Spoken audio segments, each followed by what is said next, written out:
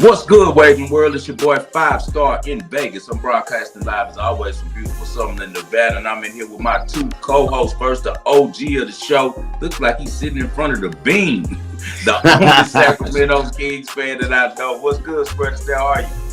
Man, I'm excited to talk to you about this weekend's action, and there's actually some interesting NBA because they're heading to your city. We'll have some NBA Cup showdowns to break down, so we got a good packed show for you guys today.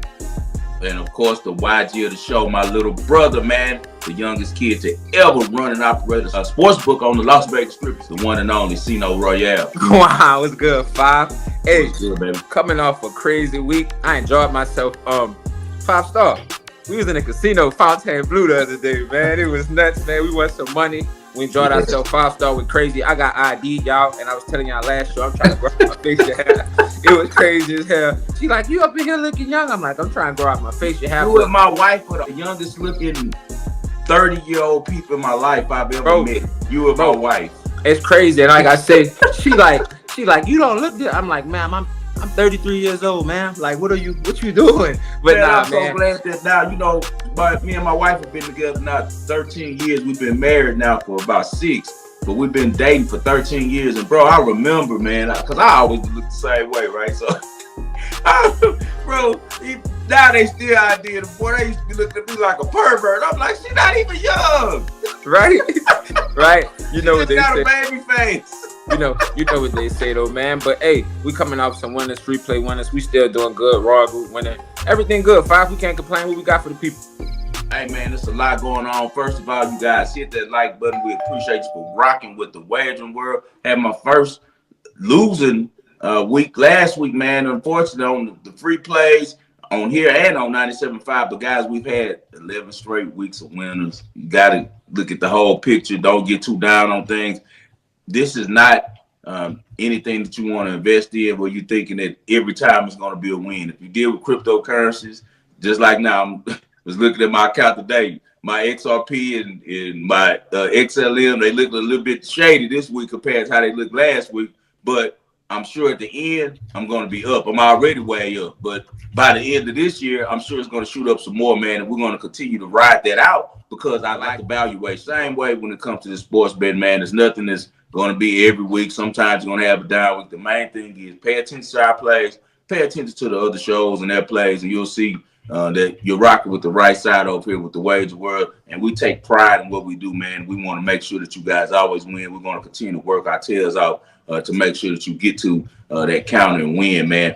Only job in America, man, that you could do everything right and you still lose. You know, the only job in America that everything can be looking your way, all the percentages, all the numbers, and it looks like it's an easy cash and things go the opposite way. But we were built for this, man. This is what we do. On another note, I want to ask both of you guys this. When you're on a cold streak, so the last 2 weeks, me and the group plays have been shady, man. You know, I might go 3-4, 4-5. It's like no 4-0s like they're used to seeing from me, or 6-0s the last couple of weeks. Seeing, I'll start with you first. What do you do when you're on a cold streak as a pro bettor to try to change the tide? To be honest, I just adjust my uni streaks. Anybody that's in the raw group, they already know with Cino, I can go 4-4. I can go 3-4, right? But based on how I do my units, just because I went 3-4 don't mean I'm gonna have a negative day. I probably had 2 plays that was 3 units, and 1 play that was 1 unit or something of that nature, and I still went positive.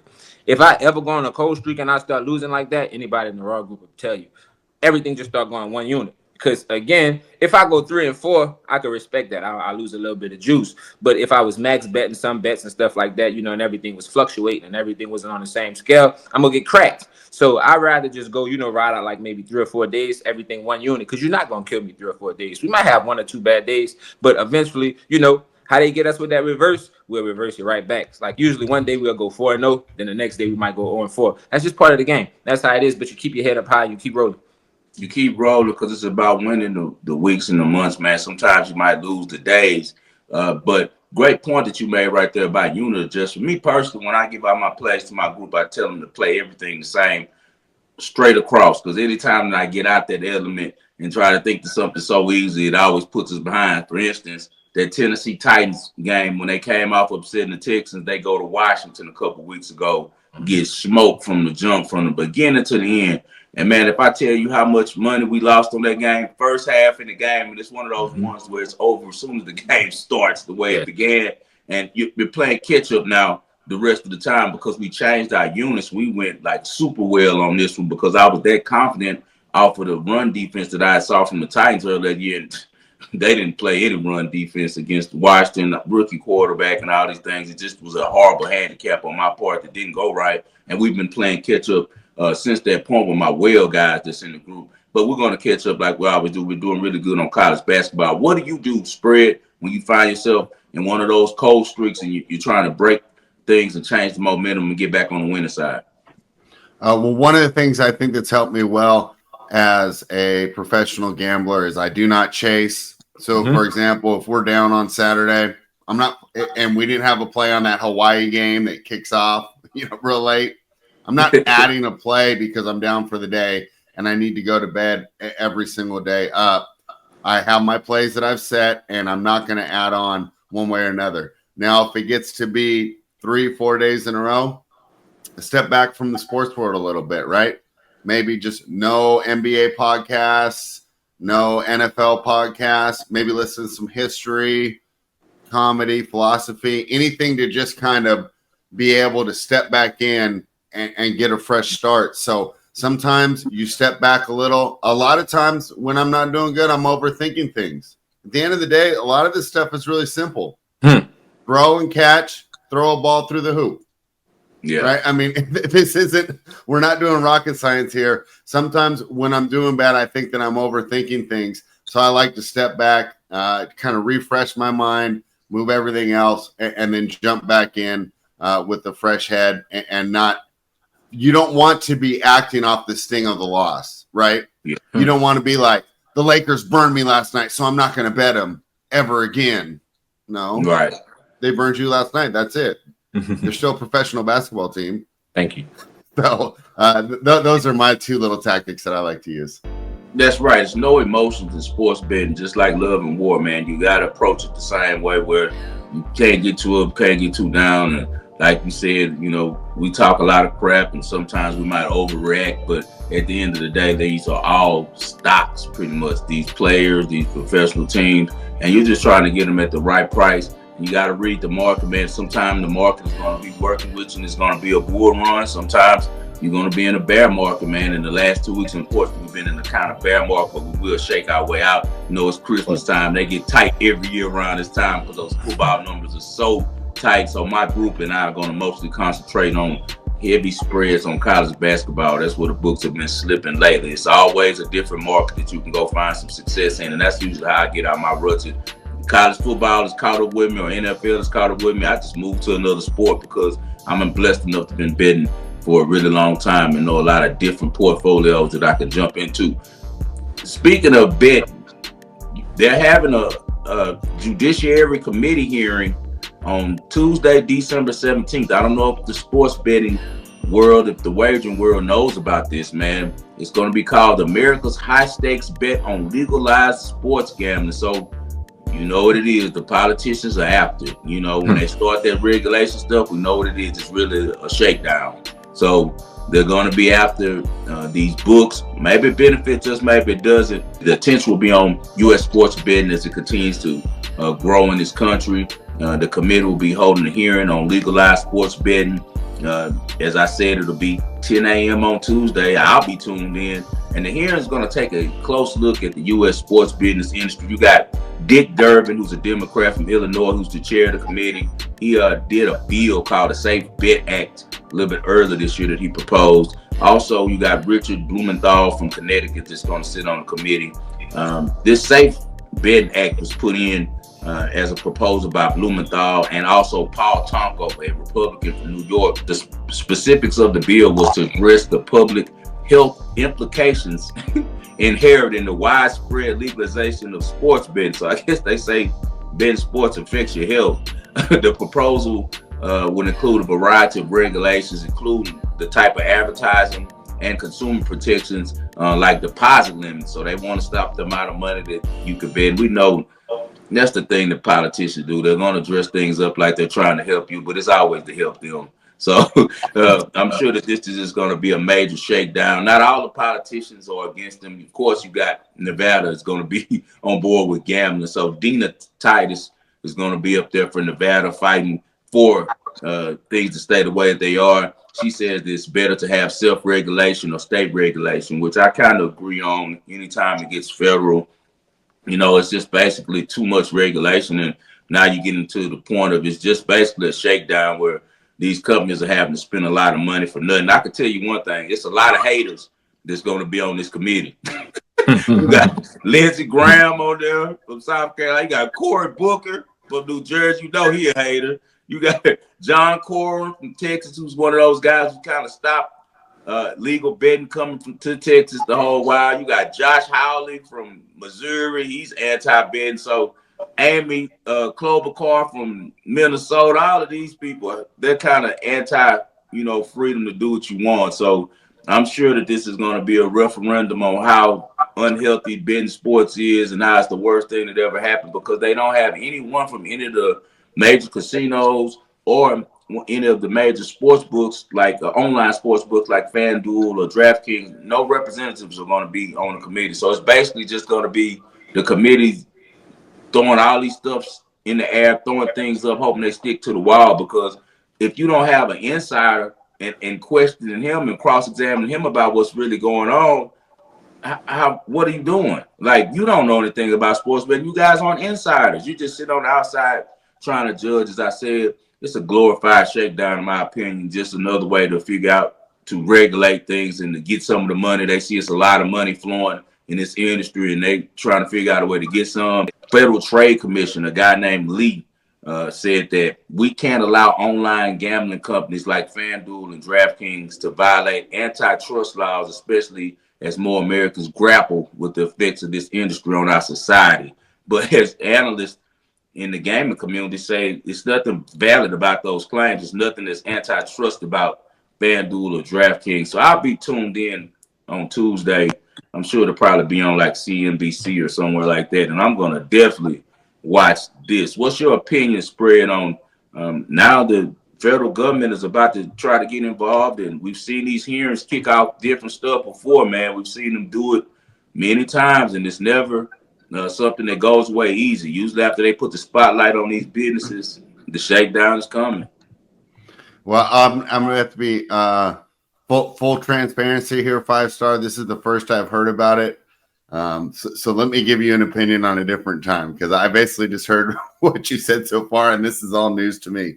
So when that stuff does happen, let me know, because I think I'll be interested to check it out too. But as of right now, I'm going to withhold comment until I'm better educated. What about you, Sino?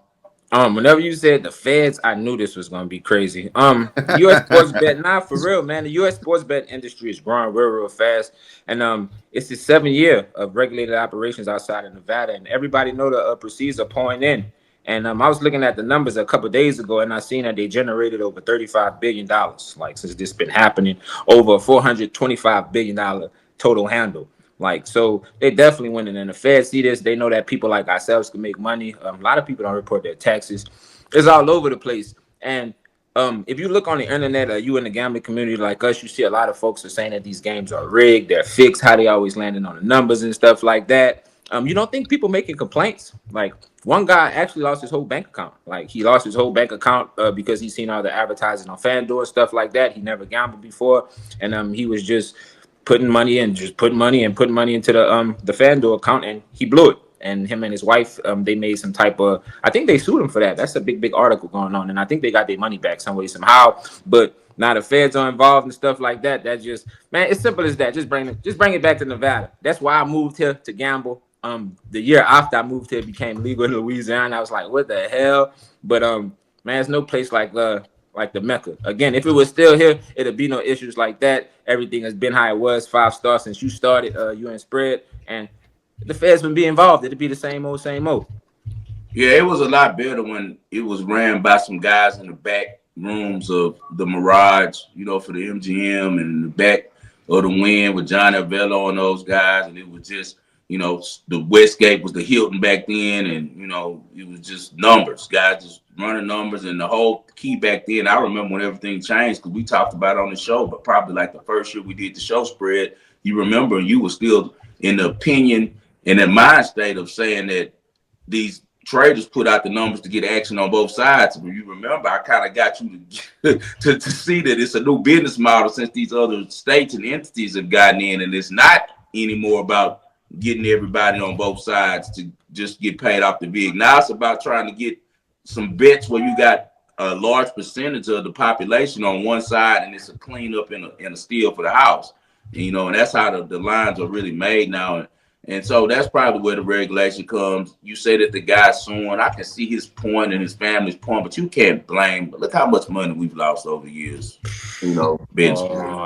Boy, I'm not gonna go cry too. All I'm gonna do is tell my wife to fix it and go try to fix it, because that's it. This is the life that we choose. That guy, I think that's honestly weak, because if you're gonna say that these guys with this gambling commercials and commercials from FanDuel and DraftKings is affecting you, then hell, you gotta sue Coca-Cola, you gotta sue Pepsi, you gotta sue McDonald's, you gotta sue Burger King, you gotta sue these cereal companies, you gotta sue any of these companies with these They might crack down on the advertising. Like, I don't think you can advertise for cigarettes. When was the last time you saw a cigarette advertisement? Yeah, you're right. He's right. You're right. I haven't seen that since I was a kid. You're right. Yeah, but if you walk in the store, they still have like up with the. I'm just saying they might tell FanDuel stop throwing Kevin Hart on every single commercial. Yeah. Okay, I understand that. Now we're gonna say we're gonna do that. That's cool, but this is all about picking your battles now, right? So you're gonna tell someone that can't smoke, so don't advertise to people and try to give them a smoke because it can kill you. But instead, we're gonna give you these foods with these different modified fats and sugars in it that's killing you the same way. And you wonder why it's a uptick in obesity, uptick in cancer, uptick in all these diseases. So where's the regulation on that stuff? It's crazy.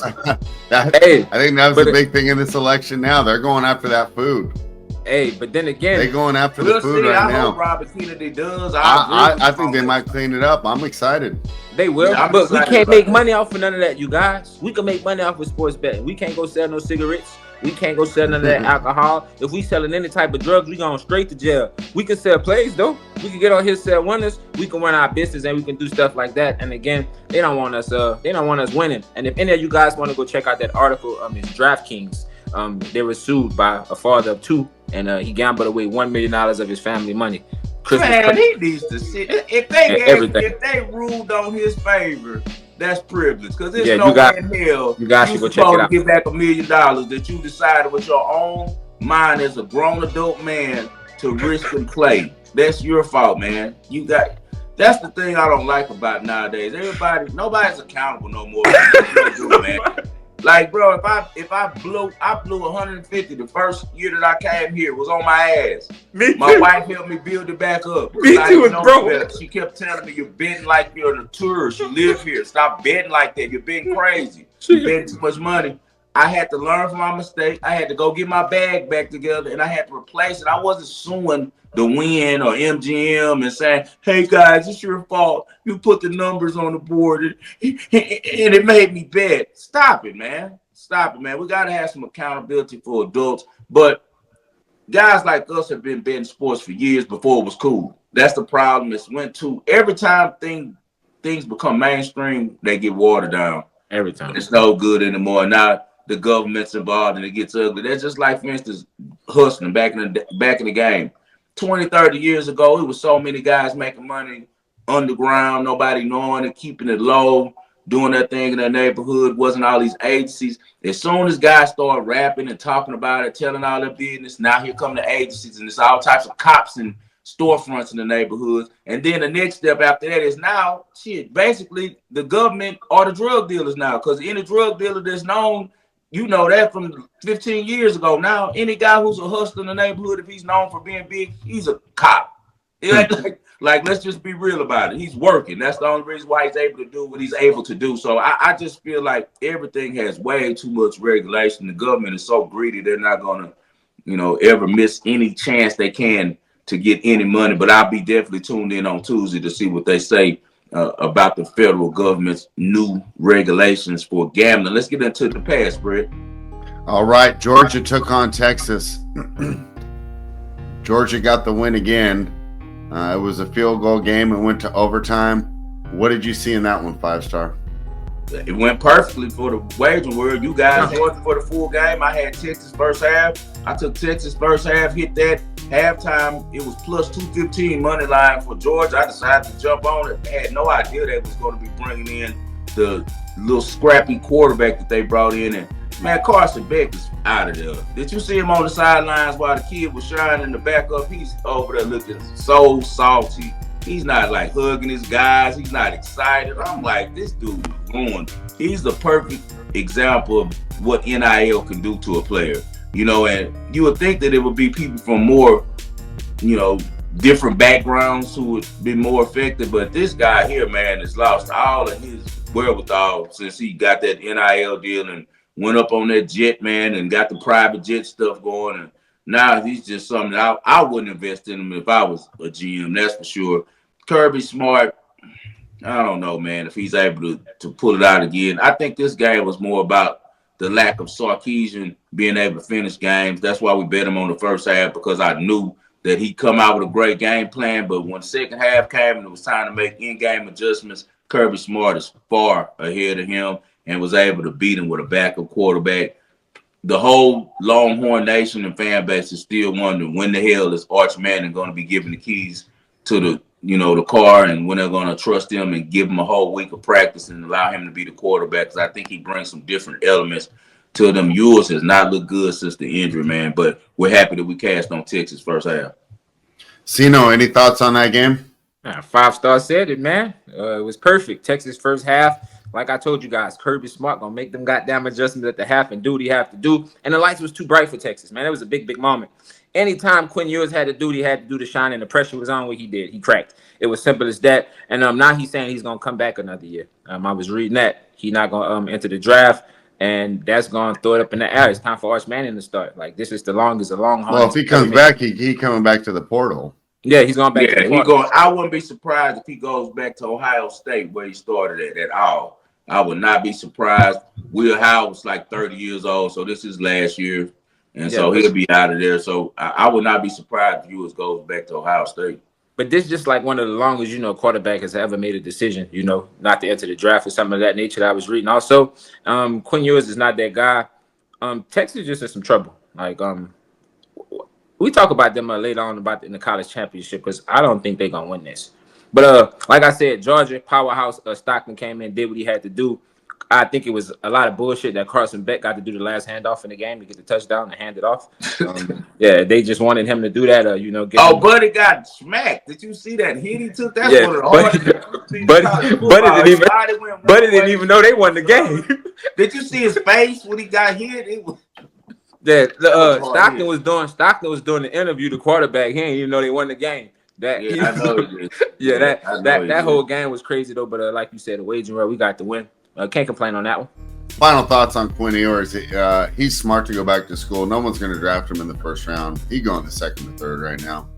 Yeah. If he's got a chance to be a first-round quarterback and really start as a rookie, he's got to have a better season. Let's move on to a game that we missed. SMU -2.5. Didn't get done. Clemson Tigers. Dabo Sweeney get the win. What you think in that one, 5-star? Bad start.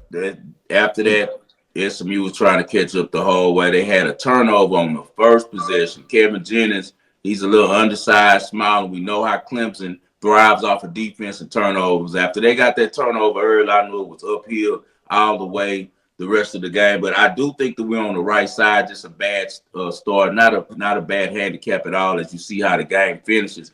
Bad job by Brent Lashley at the end. We're supposed to get to overtime and win this game, but horrible kickoff coverage at the end of the game allows Clemson to get in field goal range after 2 plays with only 14 seconds left, which is pitiful because SMU scored with 16 seconds left. I even tweeted, was like, we got action, we got life. Terrible kickoff, bad coverage. To kick that high in the air and let them, call for a fair catch, get the ball at the 30 or so, make them throw the ball inside the field and not on the sidelines, they would have been okay. We know that the best thing that probably Dabo does is pick up young kickers. He has a freshman, Nolan Hauser, and he made a 56-yarder, man, that he's going to be a legend at Clemson for a long time for that kick. A clutch kick like that, almost 60 yards, true freshman. Klubnik played better than I've seen him play in a while. 4 touchdowns, no interceptions. Still not high completion percentage, 24 out of 41. But he did look pretty good. I tell you what, they better be able to run the ball better than they did. Phil Maffa only had 28 yards last week. They can't think that they're going to drop back with Klubnik against Texas and just throw the ball. I do think that 11.5 is a lot of points for someone experienced as Dabo in these situations going in the college football playoffs. But both teams end up getting into the playoffs. They don't mess over SMU. They do get a chance, but they got a tough game, man. They got to go to Penn State. So overall, like I said, just a bad beat on this one. Tie the game up with 16 seconds left. We get to overtime. I think SMU's offense had just started clicking, and they would have won this game. So we'll take it. All right, let's move on to the National Football League, where last night in rainy Northern California, we were not treated to a show. I thought we were going to see a lot of offense in this game, and I was completely wrong. You could throw that over ticket away in the first quarter, and the 49ers playoff hopes for the season come to the end. Don't look now. The Rams are quietly 8-6. So they're definitely alive here in an NFC that seems really top heavy. You got 2 or 3 teams at the top, and then everyone else is alive and kicking. So obviously out here in Northern California, a lot of the 49ers fans are disappointed. And I thought one of the big takeaways for the game was the linebacker Devondre Campbell refusing to enter the game. And I've talked about before Shanahan kind of being an older style of coach, even though we consider him to be young, stereotypically young. But he runs that old hard-ass style. Wonder if it's really wearing on the players, and I'm not sure what to make of that. But can't be good vibes in the locker room when you got one of your star players refusing to enter the game. 5-star, what did you think there where the Rams get the win and the 49ers start looking ahead to next year? I predicted the downfall of the Niners before the season started. We talked about all this in September, and I told you what was going to happen. Brock Purdy's not a good quarterback. And after McCaffrey wasn't starting at the beginning of the year, and we had all that mess with Ayuk and Trent Williams at the beginning of the year, and not, unfortunately, Trent's baby passed, God bless his soul, and, God bless the family on that one. I really pray for Trent and his wife on that one. That's something I couldn't imagine having to deal with. But that just recently happened. So it's just been a cloud over this whole season. I don't know if Shanahan survives. I don't know if Brock Purdy survives. Spread, do you still consider Brock Purdy a top 10 quarterback? Yeah, I don't think that was on him last night. Oh, my God. Every quarterback has bad games. In the show. Ain't no law. What? Did you see Deebo Samuel just wide open pass? Yeah, of course. Spread. Did you see the interceptions? Okay, we're going to say that too, but Spread. Stafford played horribly, man. The first half, I still consider him a top 5 quarterback. It was a bad game. Yeah, but it's the difference between them two. Stafford played horrible in the first half. Sean McVay showed what we've talked about before. He's the top guy in the NFC West, in the NFC period. He's the best coach in the NFC right now. He saw that Stafford was selling. You know what he did? Man, we taking the ball out of his hand. We about to run this ball. And they ran it. They turned it to a physical game. They played keep away, ran Kyron Williams, and did a great job of playing towards the defense because he figured out Brock Purdy can't beat me, especially in this weather. What if I talked about so much before with Brock Purdy? His lack of arm strength, his lack of ability to make window throws, and you saw it again. He can only throw like little screens, crossers that are wide open in the middle of the field. He can't throw outside the numbers. He can't throw deep. Either one, he doesn't have a good arm, man. And then when it's weather, what is San Francisco? You've been living near the Bay your whole life, Spread. How often does it rain in San Francisco? How often is it kind of cruddy? It's more, people don't understand unless you've been to San Francisco. San Francisco is more like an East Coast city than a West Coast city, the weather. So I don't think that they're going to keep Brock Purdy. If they have any sense, they Here's won't. what I'll concede to you. They can't give him a huge contract. Nope, they can't. You got to come in around $30 million, or it's not going to be enough. I And here, wouldn't give them shit. They're crazy really, if they give him any money. Yes, you should trade him, He get got to some go. draft picks, and go get. They'll do better getting Aaron Rodgers. Go get a free no, agent Aaron quarterback. Rodgers is so done. Bro, Aaron Rodgers is much better than Brock Purdy. On that with that team, agree. Yeah, with that team, yes he is. Yes he is, because he can make every throw. Yes he is, and they'll be able to protect him. But you can't run any bootlegs, and he don't listen to the coaches. He gonna get in there. He don't show up for offensive. It just everything's terrible. So here's my deal with Purdy. Shanahan a little bit more. He's from that area. He dreams of being a Niners. I'm just throwing stuff up with Rodgers. I'm just saying any veteran quarterback, they'll do better going to get Dak off the injury. Try to trade with the Cowboys and bring Dak over there. Bro, Colin Kaepernick. And I got the numbers to prove that Brock Purdy is sorry. Brock Purdy is, when he's tired of trailing in the second half, he has 5 touchdowns and 13 interceptions in his career and a 61 QBR. When he's down one possession in the game, he's never won the game. He's 0-15. He trash. He's not the guy you want, because these are the times that make you worth being a top 10 quarterback. It's third down, in the halves, in the game. That's the winning time. When you're down, what do you do when you're behind? Brock Purdy is just like Cam Newton said a long time ago. And everyone talking noise about Cam Newton. And look at his numbers and look at you. Look at your career. Look at your career. And Cam Newton is maybe a Friends Hall of Famer, and giving people from his professional background of playing the sport what he saw in Brock Purdy, the same thing. Myself, a lot of guys who really watch football. Colin Cowherd's been against Brock Purdy from day one, just like me as well. They're saying the same exact things. The tape, it's the tape, man. If you watch football and know the tape's not good. He's 14-31 last night, 142 yards. You know, he's 1-4 in his last 5 games. You look at Stafford on the other side, he's 11-1 since he's been with the Rams in December. So we're supposed to think that, okay, Shanahan and McVay are par, you know, when it comes to coaching. Why the hell is Brock Purdy losing these games and Matt Stafford winning? Well, Stafford's way better than Purdy. No, I'm glad you said that. Yeah, I mean, it's not even close. I think Purdy's in that second tier, and I just wouldn't overpay him. He's a middle of the pack guy for sure. You know, he's a middle, and I've always, you know, I've been on like looking now. To me, he's right around that Tua level. I was highly disappointed in him. Because I bet the Niners last night. I thought he was play well because I bet him last week against Chicago and he played really well. Only because this is a contract season for him, man. Like, what are you doing? You fumbling the bag away, man. Big time. Well, it might end up being a blessing in disguise for the Niners because, like I said, if they give him 50, if they give him like that Jordan Love deal, they're done because they won't be able to put the people around him. He doesn't carry your team on the own, but if you get him for 30, he's going to do exactly what the system asks, and then you can replenish that team. He's not going to lead a team. He's not. I'm not saying he's Lamar Jackson. He's not Josh Allen, right? But in a good, solid, well-coached team, I think he can get you there. So we'll see how it goes. It might be a blessing in disguise for the Niners because he's not going to be able to demand all that money. And if he did, the team would be decimated, you know. Almost like Dallas was with Dak's contract. In a shocker, in the offseason, the 49ers make a new move at quarterback. Remember I told you.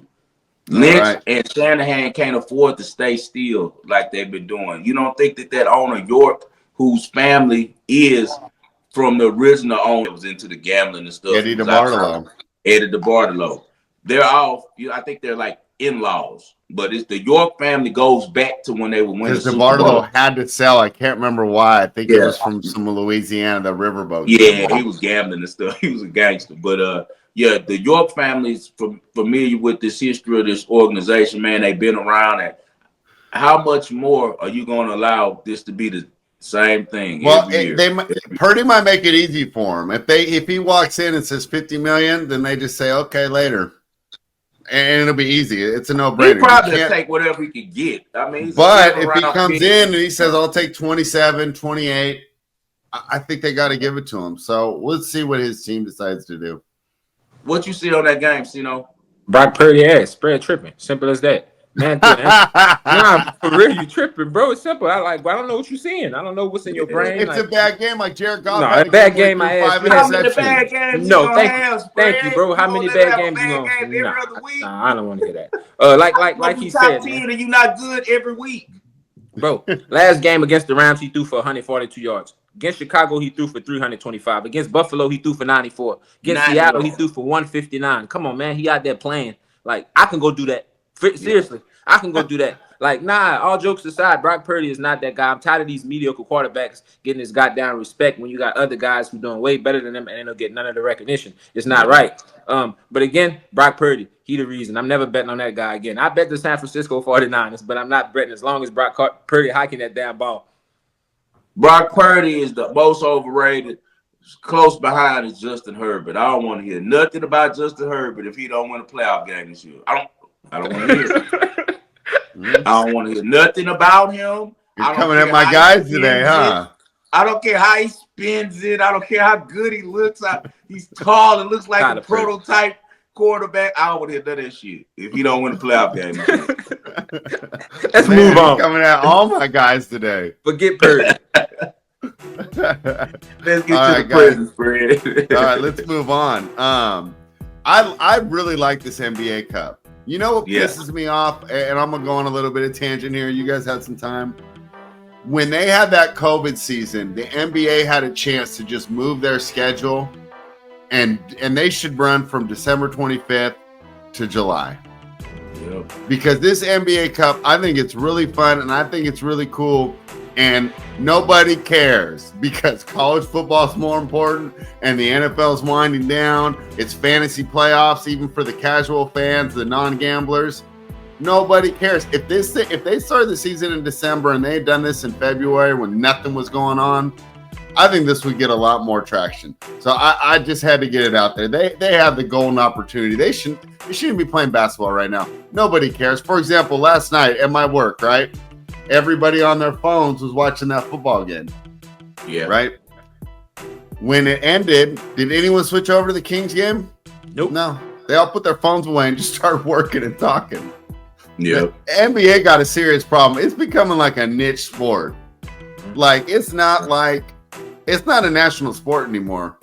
Anyways, so I'm sorry to rant. It is a niche. For someone who loves basketball, it's tough to see how bad they're mismanaging this shit. You know, they are Spread, and I agree with you on that. NBA Cup viewership is down 10%.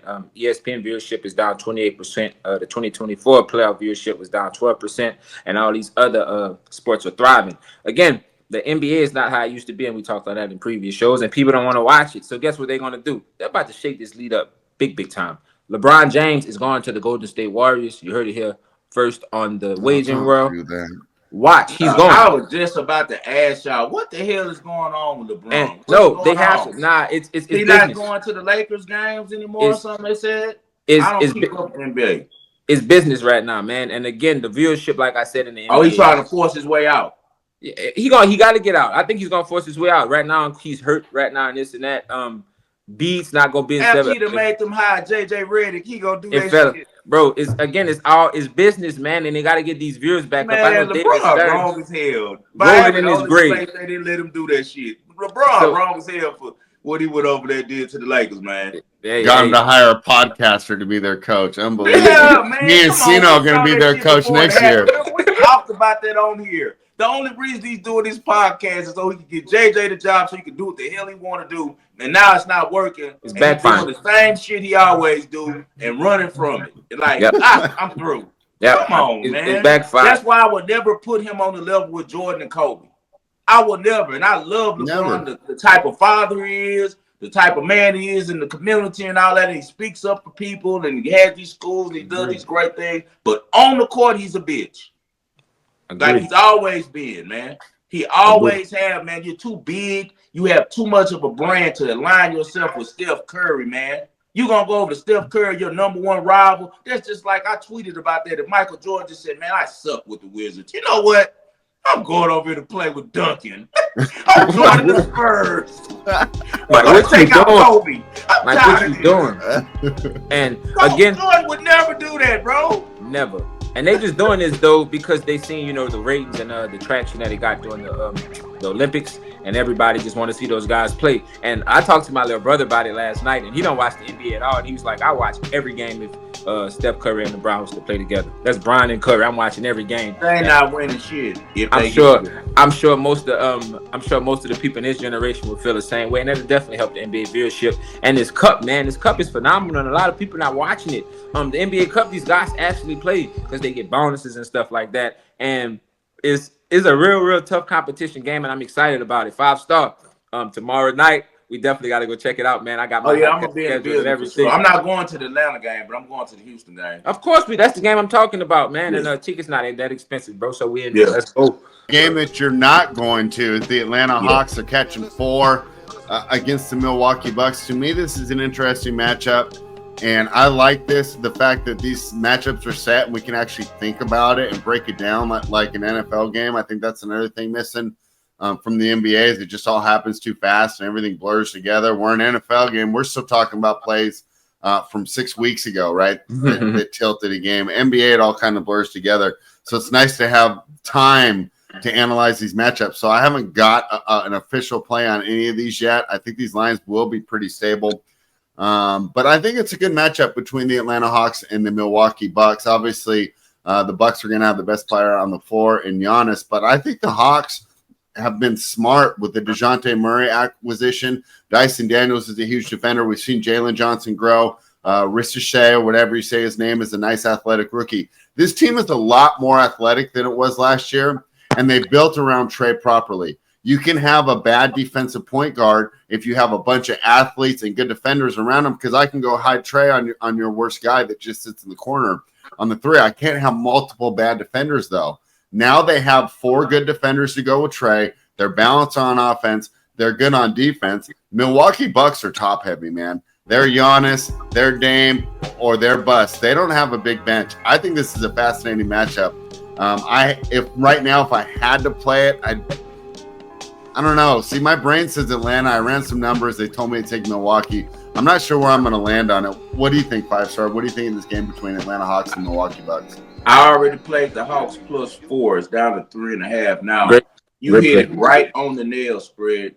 People are sleeping on this Hawks team. That front offices did a great job with a fast and quick rebuild. Now they look like a team of the future to me. They look really good, and I don't think that Trae Young's going anywhere now. He's already a guy who's really loved in that area by all of the local hip-hop artists and things like that, man. He's the guy that kind of fills up Phillips Arena, and I'm glad that they were able to get on no, because him and DeJounte Murray couldn't coexist. I'm glad that they chose Trae Young, because Trae Young is a quarterback type point guard. He's smart enough that he can get everyone involved, get them easy shots. He's efficient, and then also if I have to, I can score because I can break down anyone on the drill. But people don't give enough props to Trae Young about how much of a student of the game he is and his IQ. And they built a great team around him. You already had Capella, one of the best rim defenders. I coincide the downfall of the Rockets with Capella leaving.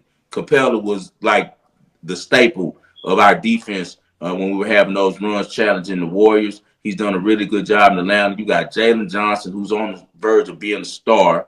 You got the kid from France that you spoke about that looks like a Paul George in the making. You got Dyson Daniels, who's another two-way type of guy. He can shoot the 3, plays defense. Daniel Hunter's on the bench now. Same type of guy, plays D, can shoot the 3. Bogdanovich, instant offense, but he's scrappy, hustles around screens and plays defense. You got a Kongwu backing up Capella. He was really good at USC, really good player. I just like the length of this team. Everyone besides Trae Young on the team is like a switchable defensive guy that can shoot 3. Just a great composition. And, man, the future's looking bright for Atlanta. They're going to surprise some people this year. And I just can wait to see where they go next year when the rookie is a year more in the league and, more. He's the real deal. That was a really good pick for them. I like how his game looks, man. I like them a lot in this game. As you said, Milwaukee's top heavy. They're going to need 30 from Dame. They're going to need Giannis running up and down the court, dunking on people and fouling people and stuff to win. But I don't like the parts around him. And I also think that Quinn Snyder is a much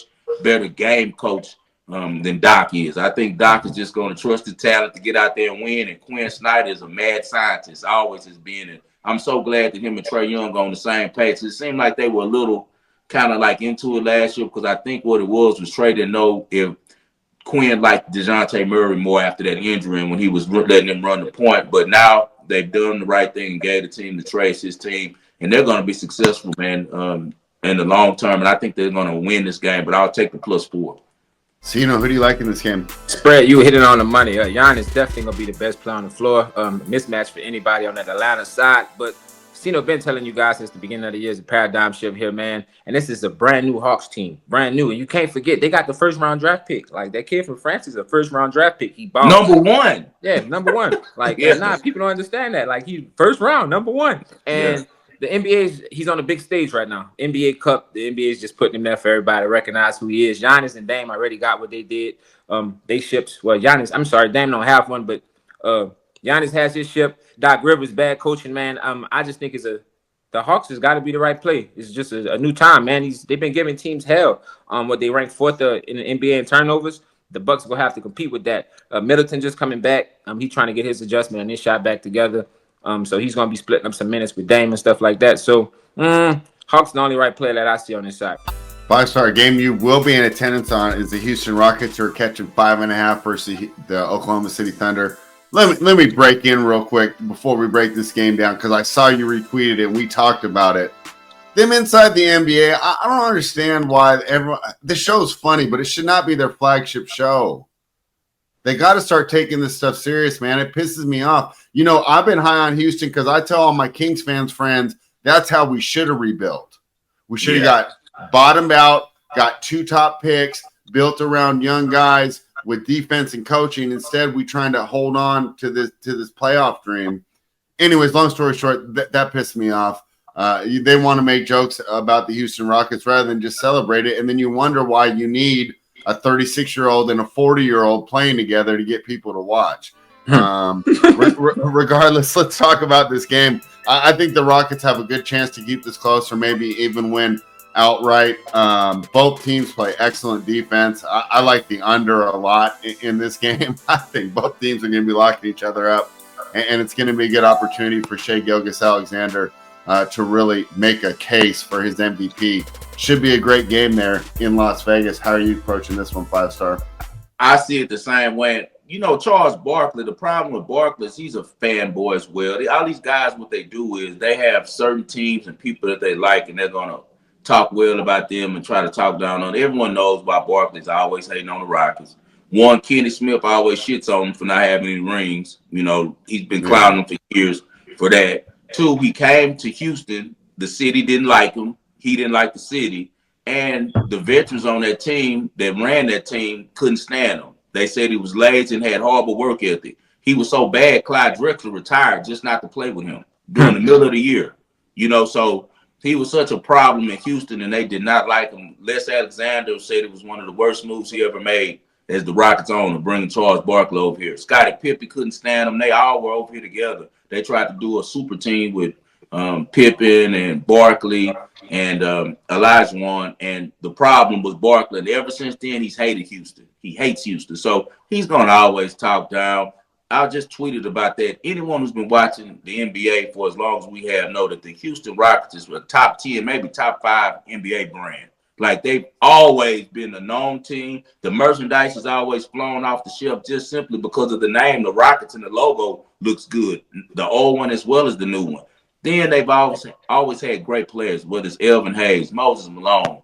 We can go on for days. Elijah Wan, Harden. These are guys who are Hall of Famers. Houston's always been on the Sundays, Christmas games when they had, the right team. This all just happened lately, the last 3-4 years that they've struggled. And, people like to kick you when you're down, but it's a strong fan base in Houston, as you guys seen from the text I sent you with how passionate that guy was in that community, crying. He was so happy that the Rockets got over the cup, crying and cussing out Kerr at the same time, right? And Kerr is wrong as hell getting on there doing all that crying. I'm glad that a lot of the media from Houston kind of got back at him, was like, man, do you remember the 2018 Game 7 that showed him all of the fouls that happened that went against the Rockets and calls that went against the Rockets while you crying about the cup? But you're right on the spot with that defense. these are the two best defensive teams, honestly, in the league. They're both young and they both play really good defense, man. So as spread said, it probably go under. I just don't play totals. What I do think is I think that the Rockets are able to stand this one. They've been really good against OKC. They're 5-5 in the last 10 against them. It's always win one, lose one with them, and I think that they're going to come to play with this one. Another great thing going for Rockets back is that they didn't shoot well at all against Golden State. I think that changed this week. Professionals are not going to play two games back to back like that. Rockets get more opportunities than anyone because they lead the league in offensive rebound. And that's something to watch because that's where their advantage comes against OKC. OKC is 29th ranked in defensive rebound and 30th in offensive rebounds allowed. And the Rockets are number one in both of those categories. So look for the hustle of the Rockets to keep them in the game. And I think that Jalen Green plays a lot better than he did last game. He's one of those guys that's Brock Purdy type. Like he looks like a Hall of Famer one game. Next game, you ready to trade him. So I think in Vegas, we still slandering Purdy, huh? Hey, no, we got to. You know we're gonna take shots at him in March. They talking about sending you guys Jalen Green, and we get Fox. Well, that would be good for you guys because I think Fox is. I feel bad for him. The only thing that we're missing offensively is efficiency, and that's what Fox would bring. But just imagine the same team with all this hustle, all this rebound, all this defense. He would look so much better. It's imagine almost like Trey last year. Imagine if you pick up if Ime Udoka gets off his soapbox, doesn't have his ego with his face in the tunnel. Remember I talked about that last year? He had his face in the tunnel instead of the players. If he's not so built on, I'm going to take these young kids and make it my own vision. I don't like Harden. And says, okay, let me let a guy come in there who's a veteran. I know I don't really like how he lives off the court, but on the court, he's one of the best we've seen with IQ. Just imagine where the Rockets are now if Harden's there on his second trip. With these kids, all these cutters that he could have been feeding for layups, all these pick and rolls he could have been running with Sagoon, the ways he could have been teaching Sagoon how to run an inverted pick and roll. Like, they messed up not getting hard, man. And I can't believe the owner allowed Udoka as the new coach coming in and had that much power to veto him. Because him and James Harden are real close and it was already understood he was coming. And this was set up perfect, bro, for him to get his revenge on the league, have an opportunity to come back to Houston and be successful, man. And they got the perfect team. And now we got Van Fleet there, who's the completely wrong option at point guard. You know, he's not the guy that we need at point guard. That's why they drafted Reed in hopes that they can have a point guard that can catch and shoot off of Sagoon's action down low. When if you had Harden, man, you got a guy that can run the whole offense and make everyone more efficient. But I'm off my soapbox on that one about the Harden. I know it's not happening now, but it really upsets me that it didn't. But I'm on the Rockets plus 5.5. So you know how you approaching this game? Same way Five Stars. He broke it down real well. We're on the Rockets, baby. We be in that game chilling. Let's go Houston. Let's go. All right. Yeah, it seems like we got a good breakdown for that. And happy about the NBA Cup. Like I said, I just wish it was happening in February or a time where it could really get the attention it deserves because I feel like it's getting lost in the shuffle with all the excitement of the NFL and, of course, the college football playoffs. Let's move into the NFL. Some interesting games here you put on the script. In the first one, I want to see where you're going with this one because I think I got an idea. The resurgence of Bryce Young continues as the Carolina Panthers. Boy, in week 3, we thought this might be one of the worst teams since that 2018 Lions team. We thought they were just going to be terrible. They've turned things around. Bryce Young is looking a lot better, and the Dallas Cowboys continue to go downhill. They lose another top player on defense last week. Panthers -3 against the Cowboys. How are you approaching this one, 5-star?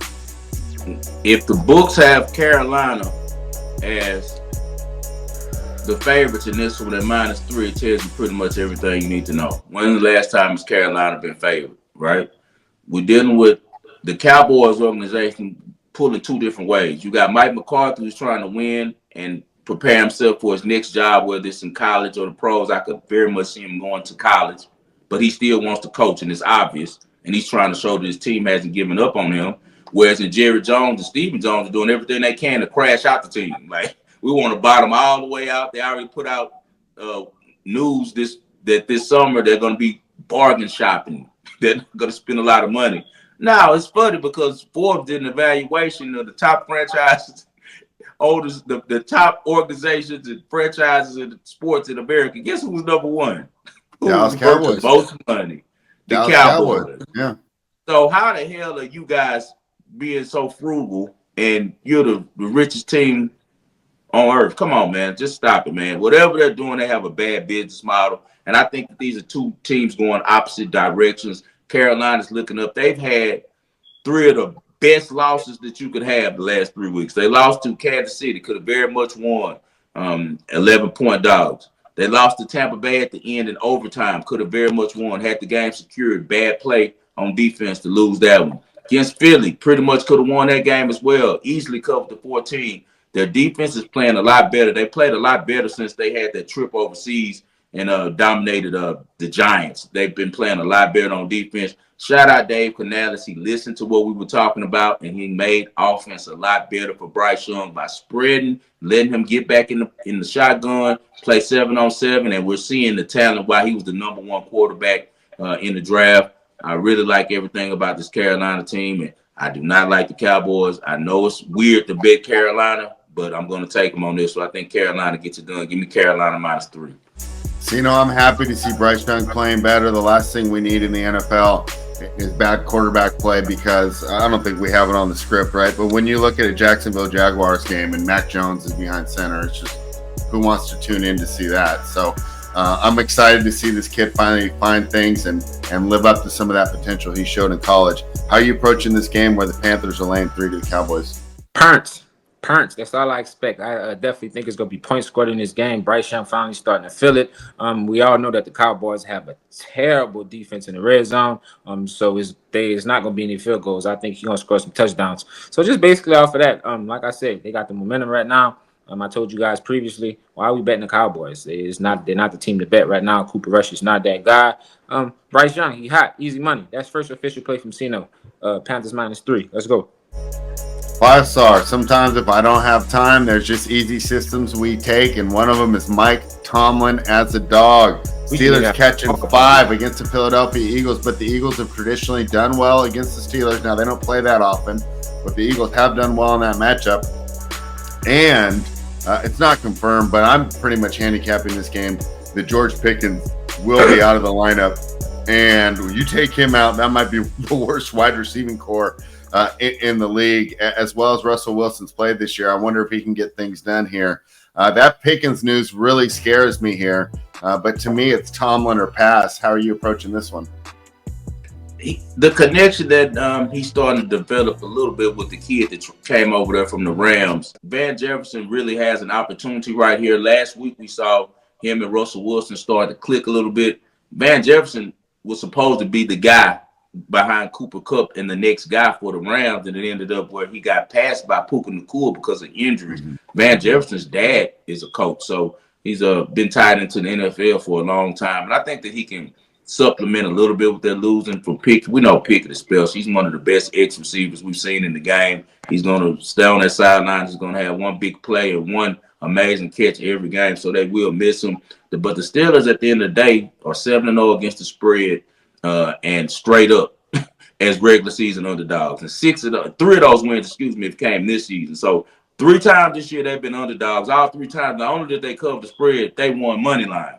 So Mike Tomlin might be the greatest underdog coach we've seen in the league. It's no way I'm fading him with that many points. A touchdown with the way that the Philadelphia Eagles are ran with Sirianni, kind of a frat boy, with A.J. Brown hating on Hurts, supposed to be his homeboy, but going in the media saying stuff. Brandon Graham talking too damn much and talking about, all the business. Jalen Hurts is the only adult in that locker room, and what they don't understand is y'all doing all that talking, but he's going to outlast all of you guys because he's a professional. All the stuff you guys doing is not what NFL owners want to deal with. Jalen Hurts knows how to keep it in-house, and he's all about winning, man. So I wouldn't be surprised if the Eagles continue their win streak and win the game, but this is going to be a really close game. Steelers are 14-4 straight up and against the spread in their last 18 games as an underdog in the regular season. Give me the 5.5 points, man, the Steelers. How are you approaching this one, Cino? If you're a fan of the wagering world, we should have just said Mike Tomlin is underdog, and you should already knew the play. As simple as that. It's a no-brainer. Good breakdown, Five. We talking the truth is over here. Yeah, right. Your favorite team, the Houston Texans, take on the Miami Dolphins, man. This game's easy for me to handicap. Is Mike McDaniels, the coach of the Miami Dolphins, playing a winning team? Okay, then he's going to lose. Because the guy can dial up all the great plays he wants, and he's really cool, and he's fun in the press conferences, but he never beats a winning team. This is the easy handicap for me. Give me Houston. What do you think? I'm right there with you, spread. I think the physicality of the Texans overwhelmed the Dolphins.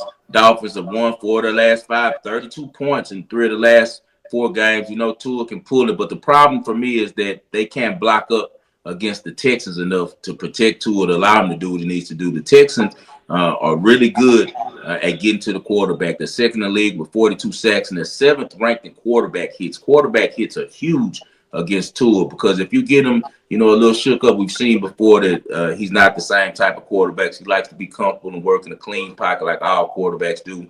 Last week, they were 1 for 9 on 3rd down, the Dolphins. I think that's going to be huge because the Texans are a really good 3rd down defense. They're 6th ranked in getting teams off the field. Also, another thing, the Texans defensive backs are 1st in the league in defensive pass and completion percentage allowed. So they really stopped the success of the wide receivers on the outside. Another thing, you go on the other side of the field, C.J. Stroud finally gets a break. He needed this break. He's played a lot of football, did a lot of touring, a lot of interviews, a lot of fun stuff over the last 2 years to build his brand.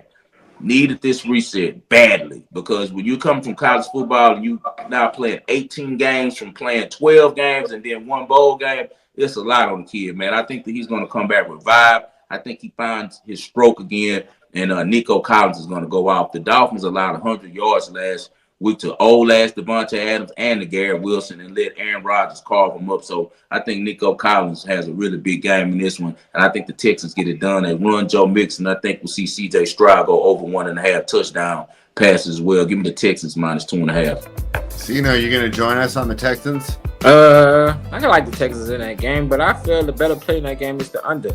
Dolphins, they have been struggling. They're coming off a high offensive game last week, and usually when you see games like that, they come back down to earth. And like you said, McDaniels could go out there and call the best plays that he want to do, but if you're not converting that on 3rd downs, you're out of there. So the Houston defense, like 5-star said, get them off the field. C.J. Stroud and do what they have to do to get the win, and I like the under in that game. All right. Game. So I do a show on Monday where I talk about things. Originally, I thought I was going to like the Bills in this game, 5-star. The more I looked into it, I flipped. And I'm on the Lions now. And the basis of my handicap here is really the Bills' inability to stop the run. We saw that was their downfall in that exciting game. I mean, that was a great game. If you're just a football fan, a lot of fun to watch as the Rams got the win over Buffalo. And this is a lot of travel here for a Buffalo Bills team. They're not going to have the advantage of the weather. But at the end of the day, I talked about this is fairly simple, right? Throw and catch, make the tackle. And I think that the strength of the Detroit Lions offensive line is going to be too much for them to handle. You got 2 great options there. You got Jahmyr Gibbs, who's got that breakaway explosive speed. You got David Montgomery, who's a bowling ball. He's looking for contact. He's not trying to make cuts. He's looking for people there. I think they're going to wear down a tired Buffalo team on a road trip. Give me the Lions -2. What's your thoughts here, 5-star? I agree with you all the way, spread. But me personally, I'll be cutting this game in half. I'm just do the first half. The Lions have been the best team in the first half all season. They're 11-2 against the spread first half, 19 points in the first half average per game. And then you got the Bills who are giving up 15 points on the road in the first half, man. The Bills, it's just been Josh Allen being great. Like I always tell you guys, remind me a lot of Carolina teams when they were good. Josh Allen's just a superhuman. He's carrying that team like Cam Newton did. But if you look at their defense, they're not as strong as they used to be. Their coach is going to need a couple more pieces in their defensive backfield. They paid Allen and they let go of a lot of things, and they're still winning, but they don't have the playmakers needed to stop the Lions, man. Give me first half Lions. That'll be an official play and a major play for me. So Lions first half money line -130.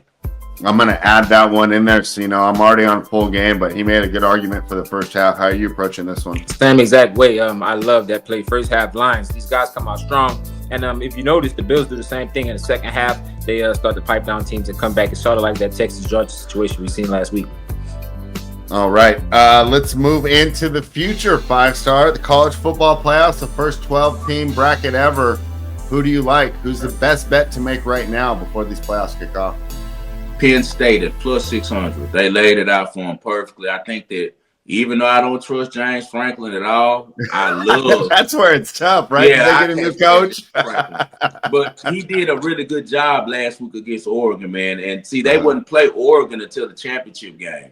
So that's why I said they're the best bet because they got a pretty easy road, man. If you look at the schedule, the first week they got SMU, that land 11. So the book automatically telling you right there what they think is going to happen in that one. If they win that game, then Penn State will go to Boise State where they'll be favored and they can beat Boise State, I feel like, pretty easily. So that means that they got almost a direct into the national championship, man. I mean, who's going to beat them? Who's going to beat them? If they go to Boise State and win, then they play Georgia. Georgia is, if Georgia survives, Georgia isn't looking like a world beater. So I like Penn State at 6-1. To me, they have the best value, and then you can get to the championship game and heads and just go take the other side. So, if Ryan Day doesn't get it done for Ohio State, he might be looking for a job. What are your thoughts here? Do you have any futures you're betting right now in the college football playoffs? Of course, if you listen to Cino when the show first started, the team moved to the Big Ten. And I told y'all who was going to win, the Oregon Ducks. So we cashed that. That was an easy win over Penn State. And I think Oregon, they just tough right now. I don't think nobody's going to beat them. And like Five Star said, if Penn State gets down, they have to same again. It's just going to be repetition. I ride with the Oregon Ducks right here to win it all. And I don't sleep on the Fighting Irish. Notre Dame. No. Freeman over there, they got some special stuff going on. Yeah, they're pretty good. Yeah, don't sleep on them. So I think that's the long shot I ride with. So I got Oregon winning it all. And if you guys want a long shot, sprinkle a little bit on the Fighting Irish. Yeah, I'm not making a pick yet for who wins it all. I want to see a little bit more. I'll give you guys that the closer we get. But my long shot pick, the value pick for me is Penn State plus 600. And Cino said the value pick for him is Notre Dame at plus 750. All right, spread. Let's get to the ball and parlay. What you got? All right. My favorite play for the weekend is, I know this is square 5-star, but I'm going to take the Minnesota Vikings -7. I got my projections. I got them winning by 10, and I was completely wrong about the new coach bump last week with Chicago. So what I've been reading coming out of there, it's kind of the same thing with the guy at the Jets, Ulbrich. He was doing a great job as a coordinator, kind of a lot to put on. So what we saw was when he had to take over the whole team and he couldn't just work with Caleb in that offense during the week, they fell off a little bit. They struggle with that San Francisco 49ers defense. Now they're going against one of the most aggressive defenses in the game, the Minnesota Vikings. I think Flores is going to have too much for Caleb Williams, a guy who likes to hold on the ball a lot. That's not going to do well against a defensive coordinator who's constantly going to put 5 or 6 players in your backfield. So I like the Minnesota Vikings to really make a statement there on Monday night and win in a blowout. So you heard that spread is running with the Vikings, and I could not be mad at them at all, ever fading Caleb Williams and the sorry Bears. What you got for us, Cino? I'm going to be nice. I'm going to give you guys a three-piece special, man. So, look, we're going to roll with the Memphis Grizzlies tonight at -10. And I feel they should smack the Nets around. They're 11-4 in their last 15. They covered the spread 12 times. And Friday they're the better squad at home. That's a no-brainer. And then also tonight, let's play the under 227.5 in the Nuggets game.